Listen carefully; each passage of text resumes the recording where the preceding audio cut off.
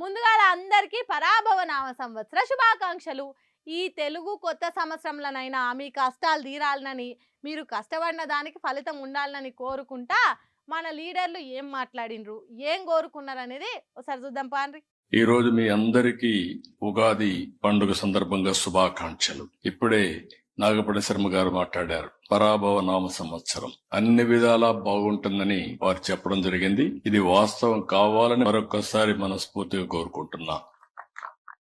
రెండు రాష్ట్రాల్లో ఉండే తెలుగు ప్రజలకి, వివిధ రాష్ట్రాల్లో ఉండే తెలుగు ప్రజలకి, ప్రపంచ వ్యాప్తంగా ఉండే తెలుగు వారందరికీ ఉగాది శుభాకాంక్షలు. ఉగాది అనేది తెలుగు వారి తొలి పండుగ. ఇప్పటి నుంచి పండుగలన్నీ ప్రారంభమవుతాయి. ఈ తెలుగు ఉగాది సంవత్సరం శ్రీ పరాభవనామ సంవత్సర ఉగాది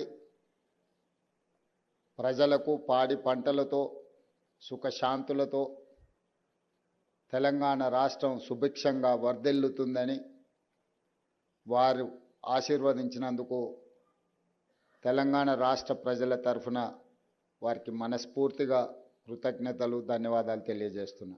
అవు సార్లు అందరు సల్ల ఉండాలి. తెలుగు కొత్త సంవత్సరం శురువయ్యే ఉగాది పండుగ పాలకులు పబ్లిక్ కు సేవ చేసేతానికి ఇచ్చిన హామీలు అమలు చేసేతానికి పురిగొల్పాలి.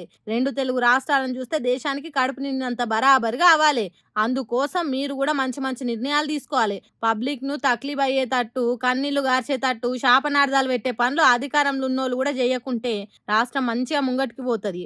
ఉగాది నాడు పంచాంగాలు చెప్పించుకొని ఏలేటోళ్ళు, ఏలువడ్లు ఉన్నోళ్ళు మంచిగా ఉండాలని అధికారంలో ఉన్నోళ్లే కాదు, రెండు తెలుగు రాష్ట్రాల ప్రతిపక్ష పార్టీల లీడర్లు పంచాంగాలు చెప్పించుకొని వాళ్ళ బలం ఏంది, బలహీనత ఏంది తెలుసుకొని ఇంకింత గట్టిగా పనిచేయాలని నిర్ణయం తీసుకున్నట్టే కొడుతున్నది.